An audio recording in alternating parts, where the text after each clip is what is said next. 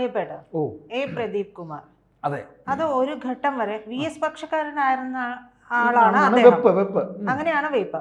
അപ്പോൾ അദ്ദേഹത്തെ മുഖ്യമന്ത്രി പിണറായി വിജയൻ പൊളിറ്റിക്കൽ സെക്രട്ടറി ആക്കണമെന്നുണ്ടെങ്കിൽ അതിന് കൃത്യമായ കാരണങ്ങളൊക്കെ കാണും. അല്ലാതെ വെറുതെ ഒരാളെ പിണറായിയുടെ ഗുഡ് ബുക്കിൽ കയറുകയോ ഒന്നുമില്ല. അതായത് CPM എന്ന് പറയുന്ന പാർട്ടിയെ സംബന്ധിച്ച് ഇപ്പോൾ പിണറായി എടുത്തിരിക്കുന്ന ഈ ഒരു നീക്കം എന്ന് പറയുന്നത് സഖാവ് VS ചെയ്തിരുന്ന ഒരു കാര്യമാണ്. VS എങ്ങനെയാണ്, അല്ലെങ്കിൽ ഒരു നേതാവ്, ഒരു നല്ല രാഷ്ട്രീയക്കാരൻ തൻ്റെ പിൻഗാമിയായി ഒരാളെ കണ്ടെത്തുന്നതിന് ചില മാനദണ്ഡങ്ങളുണ്ട്. അവർക്കൊരു ദീർഘദൃഷ്ടിയുണ്ട്. പിന്നെ നോക്കുമ്പോൾ അവനൊരു ദീർഘവീക്ഷണമുണ്ട്, അവനെ കൊള്ളാം അങ്ങനെ. അപ്പോൾ ആ പറയുന്ന രീതിയിൽ സഖാവ് VS പാർട്ടിക്കകത്ത് ചെയ്തിരുന്ന, ഇത് കമ്മ്യൂണിസ്റ്റ് പാർട്ടിയിൽ നിന്നല്ല, ഏതെങ്കിലും ഒരു നല്ല രാഷ്ട്രീയ പാർട്ടിയിൽ ഇത്തരത്തിൽ അവർക്ക് ശേഷം ഒരാളിനെ കണ്ടെത്തുന്നത് കഴിവും വിവരവുമുള്ള ദീർഘദൃഷ്ടിയുള്ളൊരു നേതാവിൻ്റെ കഴിവാണ്. അത്തരത്തിൽ VS ചെയ്തിരുന്ന ഒരു രീതിയാണ് ഈ പിണറായി ഇപ്പോൾ ചെയ്തിരിക്കുന്നത്. ഭരണം തീരാൻ 1 മാസം മാത്രം. KK രാഗേഷിനെ അദ്ദേഹത്തിൻ്റെ ഇപ്പോൾ പിണറായി തന്നെയാണ് പാർട്ടി 10 മാസം 10 മാസം അല്ലെങ്കിൽ 1 വർഷം പോട്ടെ, പിന്നെ പിണറായി തന്നെയാണ്. പിണറായി സമം പാർട്ടി സമം പിണറായി. അപ്പോൾ അങ്ങനെ നിൽക്കുമ്പോൾ അദ്ദേഹത്തിന് ഒരു ഗുഡ് ബുക്ക് ഉണ്ട്. നമ്മൾ ചോദിച്ചു എങ്ങനെ വന്നു എന്നാ. അപ്പോൾ ഈ ഗുഡ് ബുക്കിൽ ഉണ്ടായിരുന്ന ചിലരെയൊക്കെ കോഴിക്കോട് അവരെയൊക്കെ മാറ്റേണ്ടത് പിണറായിയുടെ ഒരു ആവശ്യമല്ലെങ്കിൽ പാർട്ടിയുടെ ആവശ്യമാണ്. അവിടെയാണ് ഞാൻ പറഞ്ഞ ദീർഘദൃഷ്ടി. കാര്യം കോഴിക്കോട് ഇപ്പോൾ പാർട്ടി ഒന്നുമല്ല. മുഹമ്മദ് റിയാസിന്റെ അപ്രമാദിത്വം വരുമ്പോൾ മുഹമ്മദ് റിയാസ് എൻ്റെ ഒരു ഡമ്മിയാണ് ഇപ്പോൾ അവിടെ സെക്രട്ടറി ആയിട്ടിരിക്കുന്നത്. ചുരുക്കത്തിൽ ആ സെക്രട്ടറിയുടെ കാര്യമൊക്കെ അവിടെ നിന്നോട്ടെ. അപ്പോൾ പ്രദീപ് കുമാർ വരുന്നതിൻ്റെ കാരണം, ഇപ്പോൾ പ്രദീപ് കുമാറിനെ CC-ലോട്ടൊന്നും എടുത്തിട്ടില്ല, സംസ്ഥാന സെക്രട്ടേറിയറ്റ് മെമ്പറാണ് പ്രദീപ് കുമാർ. അപ്പോൾ അദ്ദേഹത്തിന് അനവമതനായി മാറിയത് കോഴിക്കോട് ഗ്രൂപ്പിസം വൻ ഭംഗിയായിട്ടുണ്ട്. മോഹനൻ മാഷുണ്ട്, P. മോഹനൻ, ലതികര ഭർത്താവ്, KK ലതികര.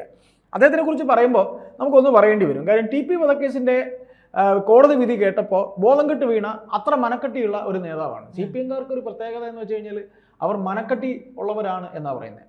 ഈ സ്ത്രീയെയും പുരുഷനെയും തമ്മിൽ ഡിഫറൻ്റ് ആക്കുന്നത്, പുരുഷൻ ഒരു അവശ്യഘട്ടത്തിൽ മനക്കരുത്തോടെ നിൽക്കുന്നവനാണ് പുരുഷൻ എന്ന് പറയുന്നത്. സ്ത്രീയെ സംബന്ധിച്ച് പ്രകൃതിയാണല്ലോ പ്രകൃതി എന്ന് പറയുന്നത് സ്ത്രീയാണല്ലോ. ആ ഒരു കുറവ് നികത്തുന്നവനാണ് പുരുഷൻ. അവിടെ ഒരു ഉരുക്ക് വേണം. അല്ല, അത് വിട്ടോ, അതിപ്പോൾ ഞാൻ കണ്ണിക്കുന്നില്ല. ഏതായാലും മോഹനൻ തളർന്നു വീണു, ഒരു കമ്മ്യൂണിസ്റ്റ് അല്ല എന്ന് മോഹനൻ തെളിയിച്ചു. അവിടെ മുതൽ തെളിയിക്കപ്പെട്ടു. അപ്പം നമ്മൾ TPയുടെ കാര്യത്തിലേക്ക് അറിയാതെ ഞാൻ വന്നെത്തിയതാണ്.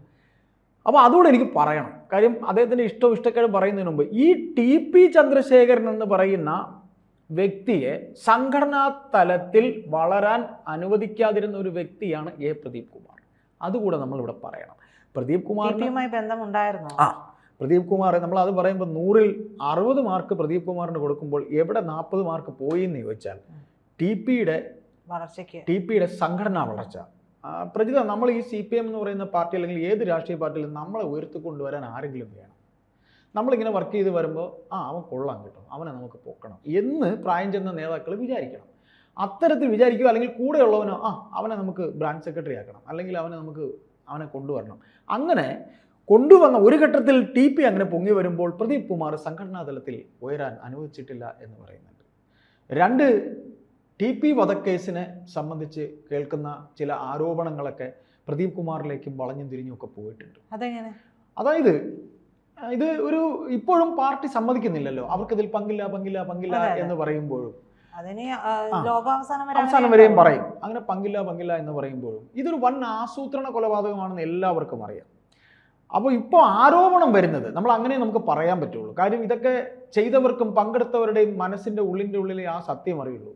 ഈ കുഞ്ഞനന്തൻ പോലും ഒന്നും പറയാൻ പറ്റില്ല, അല്ലേ? കുഞ്ഞനന്തനെ പോലും പറയാൻ അവർ സമ്മതിച്ചില്ല. കുഞ്ഞനന്തൻ അപ്പോഴത്തേക്കും പോയി ലോകത്തോട്. അതാണ് കമ്മ്യൂണിസ്റ്റ് പാർട്ടി ചരിത്രം അങ്ങനെയാണ്. അപ്പോൾ അങ്ങനെ പ്രദീപ് കുമാറിനെ സംബന്ധിച്ച് പ്രദീപ് കുമാർ ഒരു വേള ആ മരണം സംഭവിക്കുന്ന തലേ രാത്രിയിൽ ഒരു വിളി TPയെ വിളിച്ചിരുന്നു എന്നുണ്ടെങ്കിൽ TP പോയ റൂട്ട് മാറിപ്പോയാണ്.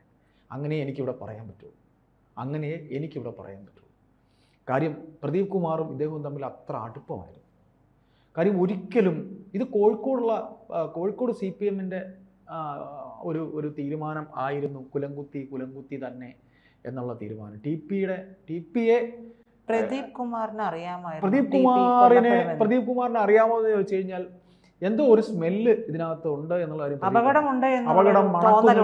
അപകടം മണക്കുന്നു എന്ന് തൻ്റെ ഏറ്റവും അടുത്ത കൂട്ടുകാരൻ്റെ അപകടം മണക്കുന്നു എന്ന് പ്രദീപ് കുമാറിന് അറിയാമായിരുന്നു എന്ന് പറയാതെ പറയുന്നുണ്ട് എന്ന് മാത്രമേ നമുക്ക് ഇവിടെ ഈ ഫ്ലോറിൽ ഇരുന്ന് സംസാരിക്കാൻ പറ്റുള്ളൂ. അല്ലാതെ പ്രദീപ് കുമാറിനെ നമുക്ക് അറിയാത്തൊരു കാര്യം, വ്യക്തമായി അറിയാത്തൊരു കാര്യം, ആരോപണം തീർച്ചയായിട്ടും ഒരു സൂചനകളാണ്. അപ്പോൾ ഒരു വിളി ടി പിക്ക് അന്ന് രാത്രി പോയിരുന്നില്ല. കാര്യം ടി പിക്ക് അത്ര സ്നേഹമായിരുന്നു പ്രദീപിനോട്. ടി പിക്ക് എല്ലാവരോടും ടി പി ഒരു മനുഷ്യ സഹജമായ ഒരു സ്നേഹമുള്ള ഒരു മനുഷ്യനായിരുന്നു. ഒരു നല്ലൊരു നേതാവായിരുന്നു. കാര്യം അദ്ദേഹം വളർന്നു വന്നെങ്കിൽ RMP വളർന്നു പോകും എന്നൊരു പേടി കൊണ്ടാണ് ഇവര് ഒരു ബദൽ ശക്തിയായി RMP മാറും. കാര്യം MVRന് ശേഷം കണ്ണൂർ ഇഷ്ടപ്പെടുന്ന ഒരു നേതാവായി മാറും എന്നൊരു പേടി അവർക്കുണ്ടായിരുന്നു. അപ്പോൾ തീർച്ചയായിട്ടും അത്തരത്തിൽ ആ ഒരു ബ്ലാക്ക് മാർക്ക്, ആ ഒരു ഇത്, അതാണ് ഞാൻ പറഞ്ഞത്. ഞാൻ പറഞ്ഞു എന്നറിയില്ല. ഏതായാലും അദ്ദേഹം ഈ നോർത്ത് ബ്ലോക്കിൽ വരുമ്പോൾ പ്രദീപ് കുമാർ ഇപ്പോൾ അദ്ദേഹത്തിന് ഇഷ്ടപ്പെട്ട് കോഴിക്കോടത്തെ ആ ഒരു ഗുഡ് ബുക്കിൽ അദ്ദേഹം ഈ പറയുന്ന TP രാമകൃഷ്ണനെയും ഈ നമ്മുടെ മോഹനെയും ഒക്കെ, മോഹനും ബോധം കെട്ട് വീണു. TP രാമകൃഷ്ണൻ ഇനി കൂടുതലൊന്നും ഇതിൽ ചെയ്യാനില്ല. ഈ TP രാമകൃഷ്ണനും മോഹനും ഇഷ്ടമില്ലാത്ത ആളാണ് ഈ പ്രദീപ് കുമാർ. പ്രദീപ് കുമാറിനെ ഇഷ്ടമല്ല. TP രാമകൃഷ്ണനും ഈ പറയുന്ന പ്രദീപ് കുമാറിനെ ഇഷ്ടമല്ല, മോഹനും ഇഷ്ടമല്ല. അങ്ങനെ വരുമ്പോൾ എന്നിട്ടും അവിടെ ആക്കി. അതാണ് അദ്ദേഹത്തിന്റെ കളി.